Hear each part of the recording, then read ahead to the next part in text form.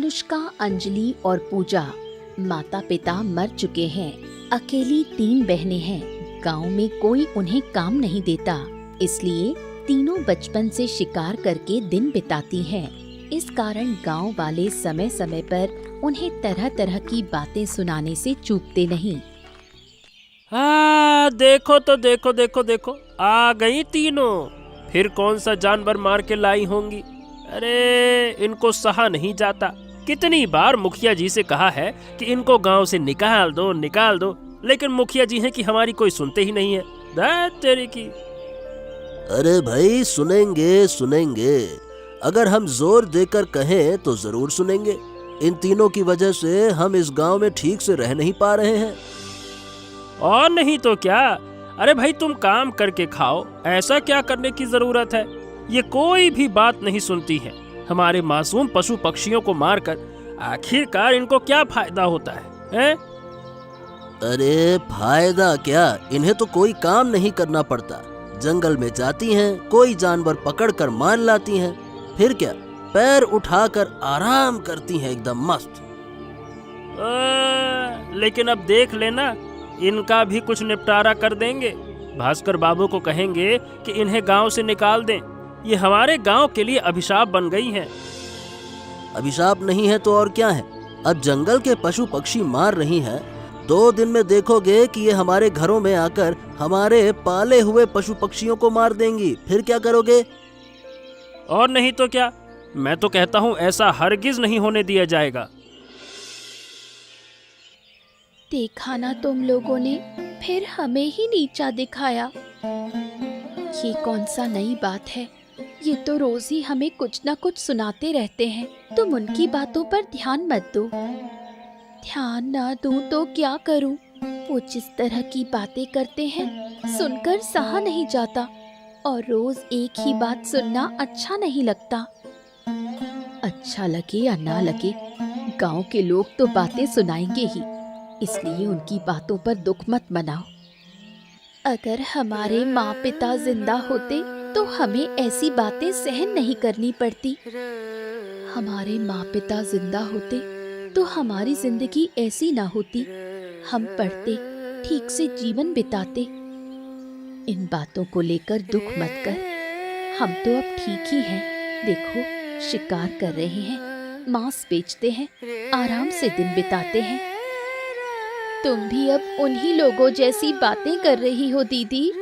सुनो, उन्होंने कहा हम गांव का अभिशाप हैं, जबकि हमने किसी का कभी कोई नुकसान नहीं किया, तो वो हमें अभिशाप क्यों कहते हैं?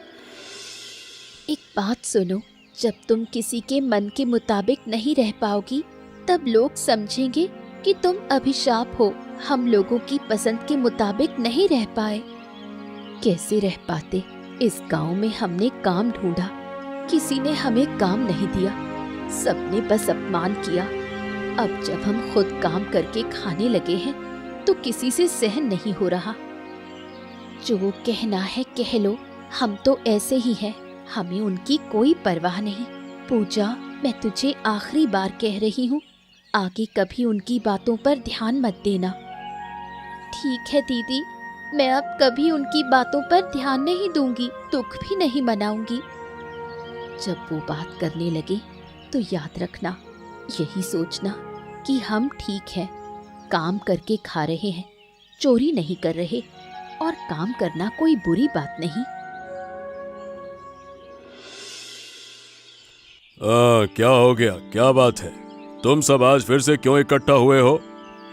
आज हम न्याय कराने नहीं आए हैं बाबू, आज आपके पास शिकायत लेकर आए हैं। फिर से वही बात। अब बताओ, किस लिए आए हो तुम लोग? बाबू, हम आए हैं कि उन अभिशप्त 3 बहनों को हमारे गांव से विदा करवा दें। आप कब उन्हें गांव से विदा कराएंगे, आप तो ये बताइए। अरे देखो, चाहता तो मैं भी यही हूँ। अब तुम लोग बताओ कब निकाल सकते हैं। और देखो, ये बताओ, क्या ये वाकई में हमारे गांव के लिए अभिशाप हैं? ये सच है क्या? सब बताओ, बोलो। अरे क्या हुआ बूढ़ी, तुम क्यों चुप हो? कुछ कहो।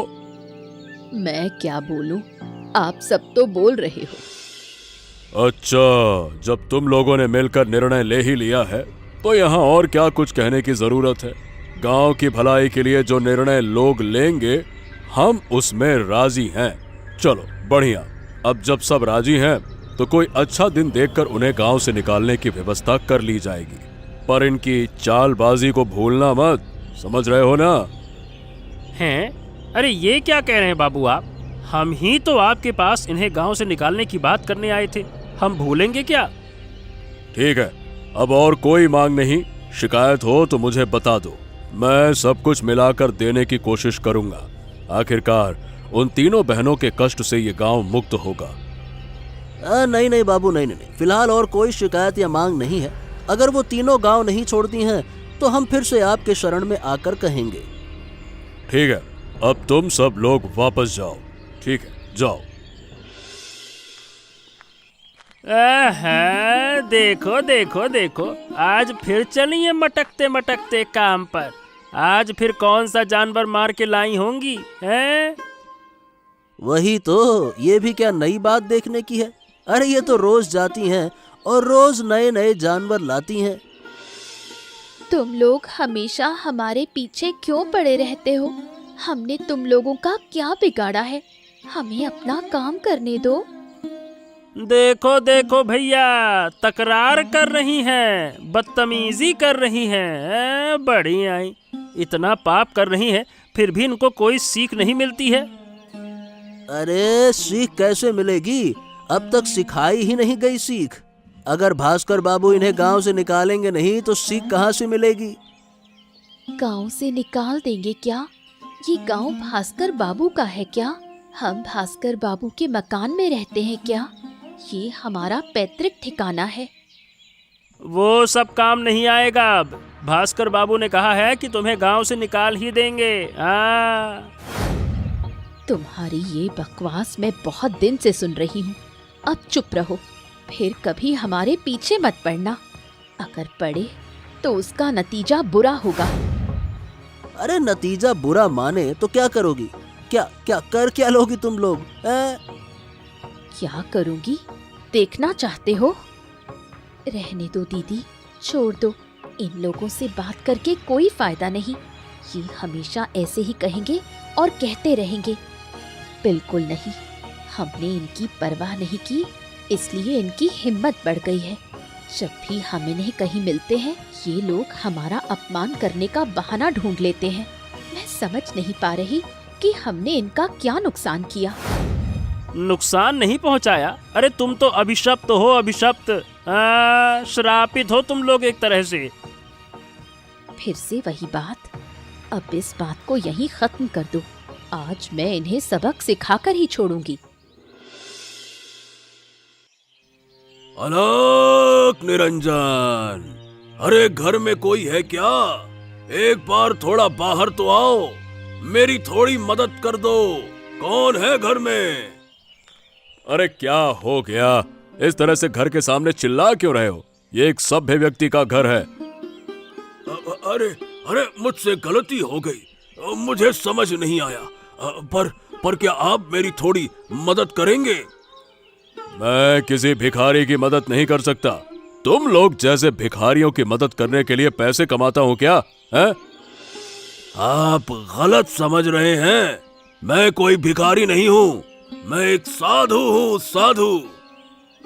वही तो, साधु और भिखारी में फर्क क्या होता है? हैं? तुम थोड़ा ठीक से भीख मांगते हो, भिखारी भगवान के नाम पे दे दे करके भीख मांगता है। दोनों ही तो सड़कों पर भटकते हो ना। आप हमारा अपमान कर रहे हैं। अगर आप मदद नहीं करना चाहते तो कोई बात नहीं, पर आप अपमान नहीं कर सकते। अपमान नहीं कर सकूंगा? अबे तुम जैसे भिखारियों को क्या शान और क्या अपमान। तुम्हारी तो किस्मत अच्छी है, मैं अभी भी तुम्हें इस घर के बाहर ठहरने का समय दे रहा हूँ, समझे? नहीं तो मैं धक्के मार के बाहर निकालूंगा। इतनी बड़ी बात, तुम जानते हो इसका क्या नतीजा होगा? जानते हो? क्या नतीजा? मेरे घर के बाहर खड़े होकर मुझे नतीजे के बारे में बताओगे? तुम्हारी हिम्मत कम नहीं है। रुक जाओ, मैं अभी तुम्हें धक्के मारकर बाहर निकालने का इंतजाम करता हूँ। रुक जाओ। तुम्हारा ये अहंकार एक दिन तुम्हें मेरे पैरों के पास ले आएगा। मैं तुम्हें अभिशाप देता हूँ। मैं इस पूरे गांव पर अभिशाप देता हूँ। ये गांव, यहाँ के लोग स्वस्थ रूप से जी ही नहीं पाएंगे। जा। अरे तू जा जा जा जा जा यहाँ से। बात करता, देख लेंगे जो होगा। तो जैसे फकीर भिखारियों से मेरा और हमारे गांव वालों को कोई डर नहीं है। अबे चल जा यहाँ से, निकल बेवकूफ कहीं का।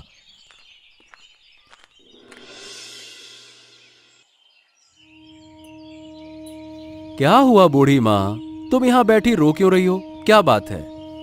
क्या बताऊं बेटा, अब तो मेरे पास कुछ भी नहीं बचा। इस गांव में अचानक क्या शुरू हो गया, कुछ समझ नहीं पा रही हूँ।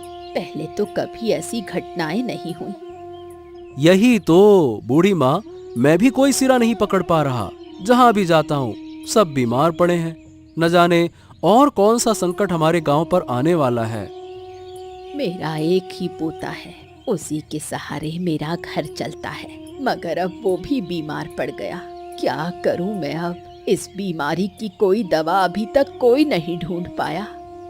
हाँ, क्या बताऊं बूढ़ी माँ, हर घर की यही हालत है। हमारे घर में भी बीमार लोगों की कोई कमी नहीं है। जहाँ भी जाता हूँ बीमार ही बीमार दिखते हैं। अचानक ऐसा क्यों हो गया? हमने कौन सा पाप किया था? कौन कर रहा है ये सब हमारे गांव में?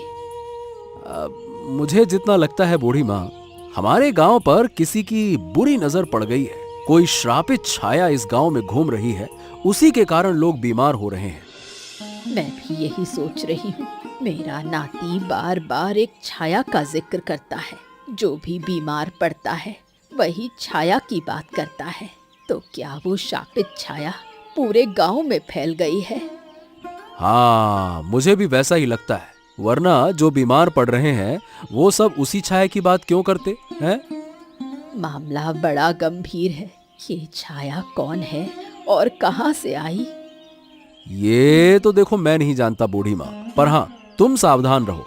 गलती से भी उस छाया के सामने मत आना, वरना तुम भी बीमार पड़ जाओगी। तब तुम्हें और तुम्हारी नातिन को देखने वाला कोई नहीं रहेगा। ठीक है बेटा, तुम लोग भी सावधान रहना और सबको चेतावनी देना।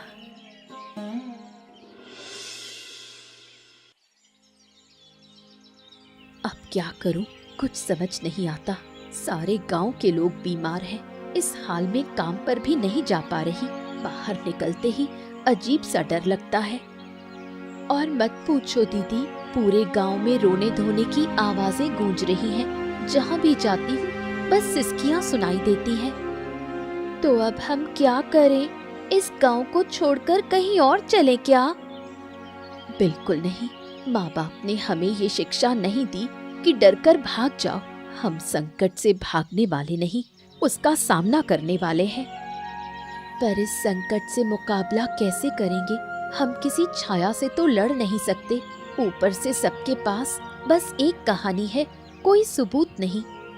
सबूत हो या ना हो, बूढ़े से लेकर बच्चे तक सभी उसी छाया की बात कर रहे हैं। तो कुछ तो सच्चाई है इसमें।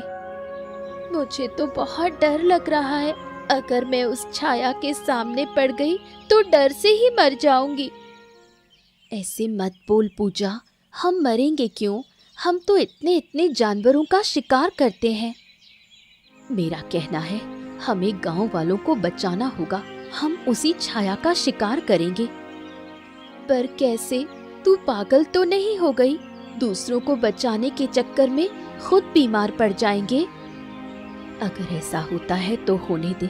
हर बार अपनी ही सोचते रहना ठीक नहीं। कभी कभी दूसरों के लिए भी जीना पड़ता है। लेकिन उन गांव वालों के लिए क्यों, जो हमारा मजाक उड़ाते हैं? वो जैसे हैं, हमें वैसा नहीं होना चाहिए। अगर हम भी वैसा करें तो हमारे और उनके बीच फर्क ही क्या रहेगा? मैं तेरी बात समझ गई दीदी। जो तू करेगी मैं तेरे साथ हूँ। और मैं भी पीछे नहीं रहूंगी, मैं भी तुम्हारे साथ हूँ। क्या बात है, तुम लोग फिर से मेरे घर पर आ गई? गांव में वैसे ही दुख फैला हुआ है, अब क्या तुम लोग नया तमाशा करना चाहते हो क्या? है? अरे गुस्सा ना करूं तो और क्या करूं? तुम लोग तो अपशगुनी हो, अपशगुनी। वैसे भी गांव में अभिशाप फैला है, ऊपर से तुम आ गई। छी छी छी छी छी। हम इसलिए आए हैं क्योंकि हम उस शापित छाया को खत्म करना चाहते हैं। क्या कहा? अरे इतने सारे पुरोहितों के साथ मिलकर मैं उस छाया को काबू नहीं कर सका और तुम लोग उसे मारने आई हो, वो भी औरतें होकर। औरत है तो क्या हुआ, हमारे शरीर में ताकत की कमी नहीं। आप अच्छी तरह जानते हैं हम जंगली जानवरों का शिकार करती हैं। आपसे कई गुना ताकत है हम में। अरे जाओ जाओ जाओ यहाँ से, मेरा सर मत खाओ। मेरे पास फालतू की बातों का समय नहीं है, समझे? हम तो आपकी चिंता करने आए थे, पर आप तो हमें अपमानित कर रहे हैं। हाँ, ठीक है, एक मौका देता हूँ। अगर उस एक मौके में असफल हुई तो तुम्हें ये गांव छोड़ना होगा। बोलो, मंजूर है? हमें मंजूर है, बस एक मौका दीजिए और सारी व्यवस्था करवा दीजिए।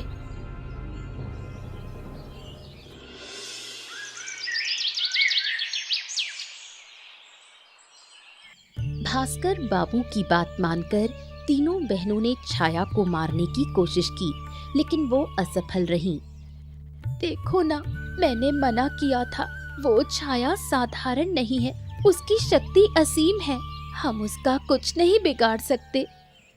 ऐसा मत कह पूजा, हर चीज की कोई ना कोई कमजोरी होती है, कोई भी शक्ति अजय नहीं होती। बस अब बहुत हुआ, मैं तुझे इन सब में फिर नहीं पड़ने दूंगी। देख तो अपनी हालत कैसी हुई है। ऊपर से भास्कर बाबू ने शर्त रखी है, अगर असफल हुए तो गांव छोड़ना होगा।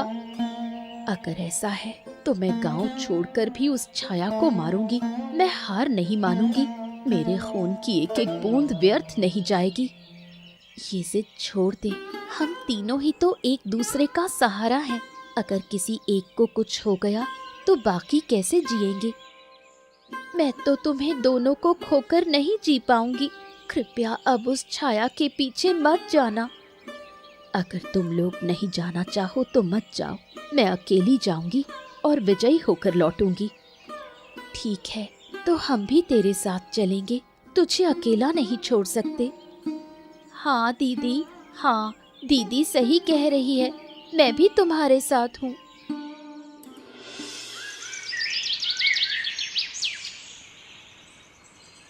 अरे कहाँ हो तुम लोग? अरे बाहर आओ, बाहर आओ।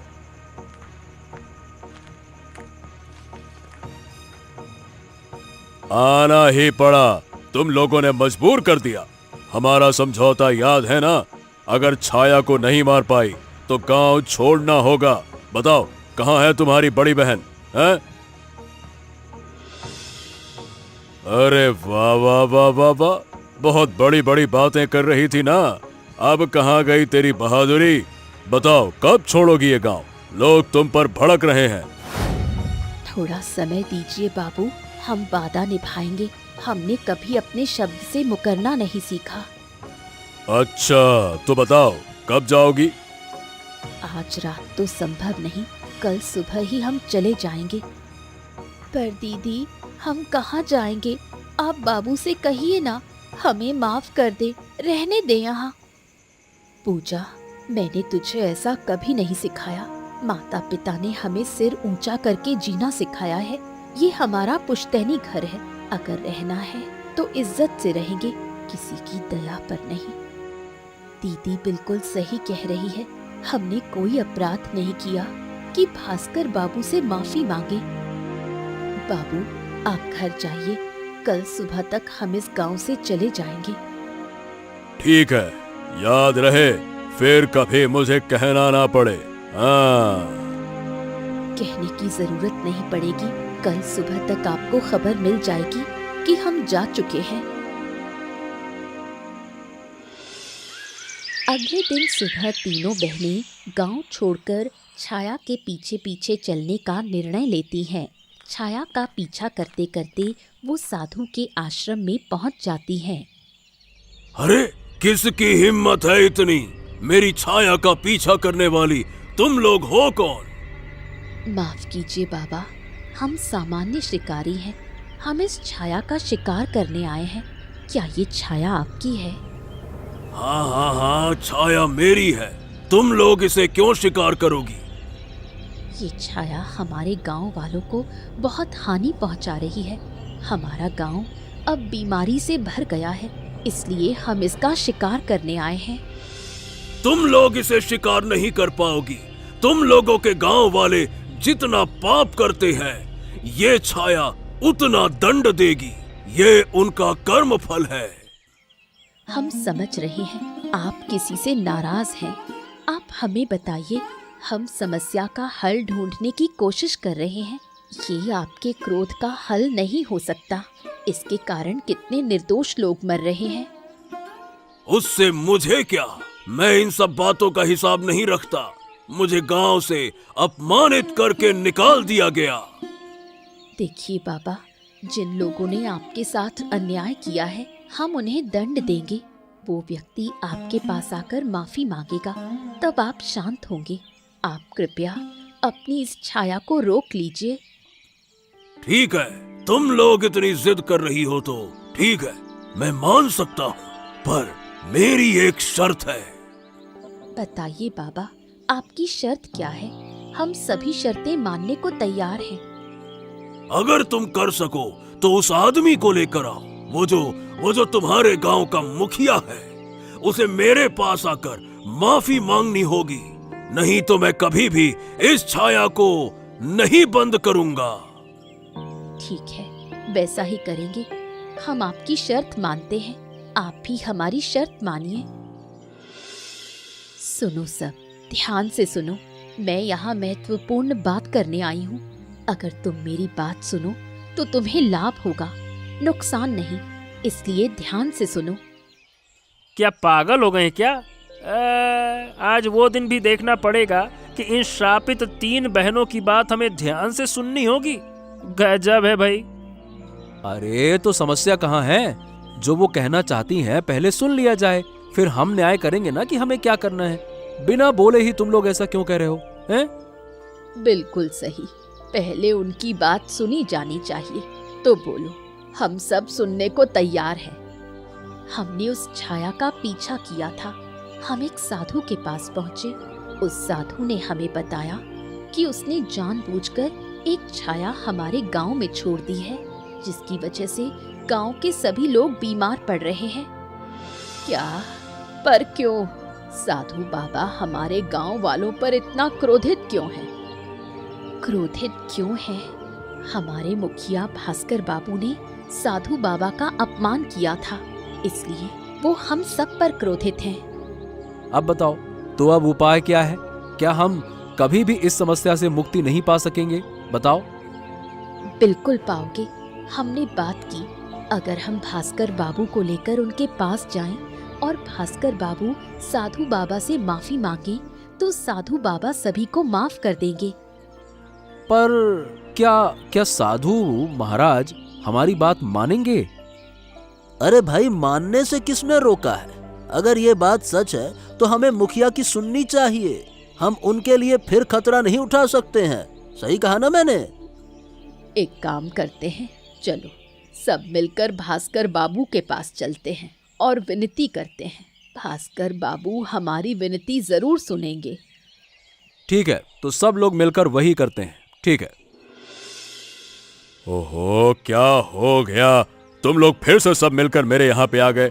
कुछ होता नहीं कि सब मिलकर मेरे यहाँ पे चले आते हो। मैंने तुम्हें कितनी बार कहा है कि मुझे ये सभी रीति रिवाज अच्छे नहीं लगते हैं। ये तो होना ही था। भास्कर बाबू, आपने जो किया उसके लिए आप माफी नहीं मांगेंगे तो ऐसा कैसे चलेगा? अरे क्या बोल रही हो तुम? मैं कुछ समझ नहीं पा रहा। समझ जाओगे। जब तुमने किसी का अपमान किया था तब तुम्हारे दिमाग में कुछ नहीं था। तुमने एक साधु बाबा के बारे में बिना जाने उनका अपमान किया। अब वही साधु हमारे ऊपर क्रोधित हो गए और उन्होंने छाया हमारे गांव में छोड़ दी, और जिसकी वजह से पूरे गांव के लोग बीमार पड़ने लगे हैं। इसकी जड़ तुम हो। ये तुम्हारी गलती है। अरे तुम लोग फिर से गांव लौट आए। मैंने तुम्हें कहा था ना कि सुबह गांव छोड़कर चले जाओ। तुम लोग फिर से क्यों आ गए? हम गांव छोड़कर चले तो गए थे, पर ये नहीं कहा कि हम कभी भी गांव में नहीं लौटेंगे। हम गांव वालों की मदद करने आए हैं। क्या आप गांव वालों की मदद नहीं करना चाहते? अरे मैं क्या फिर से कहूँ? क्या करूँ मैं समझ नहीं आ रहा। ऐसा है भास्कर बाबू, मुखिया जी, आपको हमारे साथ उस साधु महाराज के पास जाना होगा और उनसे माफी मांगनी होगी। अगर वो माफ कर दें तो गांव वाले मुक्त हो जाएंगे। ये क्या फालतू की बातें कर रहे हो? मैं नहीं जा सकता। और मैं क्यों जाऊंगा? मुझे इन सब बातों से कोई लेना देना नहीं है। अच्छा, अगर आप नहीं जाएंगे तो गांव वाले आपके साथ क्या करेंगे, ये सोच कर देख लो एक बार। इससे अच्छा है कि जो कह रहे हैं मान लो, नहीं तो कहीं कुछ ज्यादा बुरा ना हो जाए। देखिए, लोग आपको सम्मान देते हैं, उस सम्मान को मिट्टी में ना मिलाएं। गांव के प्यारे लोगों की जान बहुत कीमती है। अब ठीक है। अब तुम लोग इतनी जिद कर ही रहे हो तो चलो। और मैं भी गलती कर चुका हूँ। चलो ठीक है, मैं तैयार हूँ चलने के लिए। भास्कर बाबू गांव वालों के लिए साधु के पास माफी मांगने का निर्णय लेते हैं। इसलिए गांव वाले सब मिलकर भास्कर बाबू को लेकर साधु के पास पहुंचते हैं। बाबा, हम आ गए। जिसने आपका अपमान किया था उसे साथ लेकर आए हैं। वो आपसे माफी मांगना चाहता है। क्या हुआ भास्कर बाबू? क्या आप माफी नहीं मांग पा रहे हैं? फिर से यहाँ खड़े क्यों हैं? बोलिए बोलिए, बात करिए। अरे बोलिए भी, माफी मांगिए। साधु बाबा, मुझे माफ कर दीजिए। मैंने आपको पहचाने बिना अपमान कर दिया। मैं अब कभी ऐसा नहीं करूंगा। आप मुझे माफ कर दीजिए। पहचान नहीं पाना तो एक बहाना है। जब मैंने तुम्हें अपनी पहचान बताई तो तुमने क्या किया? इसका मतलब तुम्हारा व्यवहार गरीबों, भिखारियों के लिए अपमान करने वाला है। क्या ऐसा ही है? हाँ, वैसा ही है। मैं पहले अपमान करता था, पर अब मैं ऐसा किसी के साथ नहीं करूंगा। मैंने अपनी भूल समझ ली है। बाबा, हमने आपकी शर्त पूरी कर दी। अब आप हमारी बात रखिए। उस छाया को हमारे गांव से हटाइए। हमारे गांव के लोग बहुत बुरे हाल में हैं। तो ठीक है, मैं उस छाया को हटा देता हूँ, पर सावधान रहो, फिर कभी ऐसा ना हो कि ये घटना दोबारा घटे। दोबारा कभी नहीं होगा बाबा। मैं आपको वचन देता हूँ। मैं फिर कभी ऐसा काम नहीं करूँगा। हाँ, देखा भास्कर बाबू, मैंने कहा था ना, तुम्हारा ये अहंकार तुम्हें मेरे आगे लाकर घुटने टिकवा देगा। मेरे पैरों में गिरकर तुम्हें माफी मांगनी होगी। मैंने ऐसा कहा था और ऐसा ही हुआ। हाँ, ऐसा ही हुआ। मैंने अपनी गलती से सीख ले ली है। मैं समझ गया कि धनी गरीब सब एक समान है। कोई भी मनुष्य अभिशप्त नहीं हो सकता और कोई भी नीच या घृणित नहीं होता। माफ करिए। उसके बाद धीरे धीरे गांव के सब लोग स्वस्थ हो गए। अंततः गांव वाले समझते हैं कि तीनों शिकारी बहनें असल में शापित नहीं थीं। वो लोगों की भलाई के लिए काम करना जानती हैं। इसलिए गांव के सब लोग तीनों बहनों को हृदय से स्वीकार कर लेते हैं। देखो तुम लोगों, जिन्हें तुम गांव से निकालना चाहते थे, उसने ही गांव के हर एक इंसान की जान बचाई है, खुद की जान जोखिम में डालकर। बूढ़ी माँ, हमें कोई फर्क नहीं पड़ता कि गांव वाले हमें देखना भी चाहे या नहीं, पर हम इस गांव के हर एक सदस्य को अपना मानते हैं। जब हमारा कोई अपना संकट में पड़े तो क्या हमें उसकी मदद नहीं करनी चाहिए? और हमें हमारे माँ बाप ने सिखाया, दुश्मन हो या दोस्त, जो संकट में होगा उसकी ही मदद करनी चाहिए। और हम बहुत शक्तिशाली हैं। हम खतरे से नहीं डरते। जब खतरा आएगा हम उसका सामना करना जानते हैं। ऐसा ही होना चाहिए। और अब से हमारे गांव पर जो भी संकट आएगा, हम सब मिलकर उसका सामना करेंगे। हाँ, बिल्कुल सही बात है। और तुम सब लोग भी अब मुझे माफ कर दो। मैंने गांव वालों को उनके कर्मों के आधार पर अभिशप्त कहा था। मैंने सोचा था कि वो जानवरों का शिकार करके पाप कर रहे हैं। बिना वजह जानवरों की हत्या करना पाप है, पर किसी आवश्यकता के लिए किया गया शिकार पाप नहीं है। और हम किसी भी जीव का शिकार नहीं करते जो अनावश्यक हो। जिसकी हमें जरूरत होती है वही ऊपर वाला पहले ही बता देता है। हाँ, अब हम सब समझ गए हैं। तुम लोग हमें माफ कर दो और आगे भी ऐसे ही हमारे रक्षक बने रहो। यदि आप ये मजेदार कहानी पसंद करते हैं तो हमारे चैनल को सब्सक्राइब करना ना भूलें। ठीक है, तो बताओ दोस्तों, इस कहानी में गांव वालों पर किसने हमला किया था?